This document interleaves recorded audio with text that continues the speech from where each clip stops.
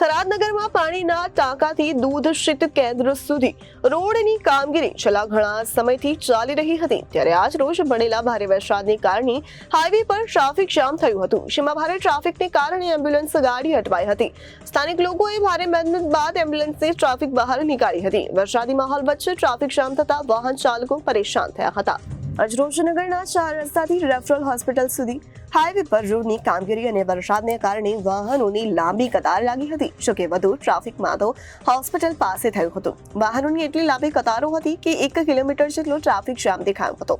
Traffic દરમિયાન ambulance ગાડી પણ અટવાઈ જતા અફરાતફરી મચી જવા પામી હતી।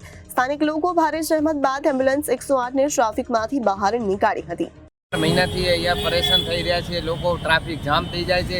કોઈ પણ અહીંયા પહેલા વરસાદની અંદર આ નાળા ભરાઈ ગયા છે, નાળાની કોઈ પણ બેદરકારી કામ ક્યારેક આવે અડધો કલાકમાં કામ કરી અને રવાના, અહીંયા પાણી ભરાય એટલે કોઈ જ બેદરકારી, અત્યારે આ રસ્તો તોડી અને પાણી કાઢવું પડ્યું છે। કોઈ અહીંયા ટ્રાફિક એટલું થઈ જાય છે, પણ ટ્રાફિકવાળા ક્યારે મેં જોયા નથી। હું ખુદ 3 કલાક આ ગરમીની અંદર મેં ટ્રાફિક હટાવ્યું છે અને રોજ મેં આ જે ટ્રાફિક થાય છે હું રોજ હટાવડાવું છું। ક્યારે મેં પોલીસને ફોન કરું તો ગાડી આવે છે, ક્યારેક આવે, ટ્રાફિકવાળા આવતા નથી, અહીંયા ટ્રાફિક જામ થઈ જાય છે।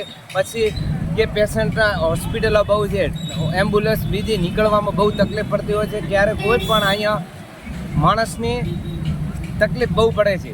Reporter Thanaji Rajput, Janadesh News, Banaskantha.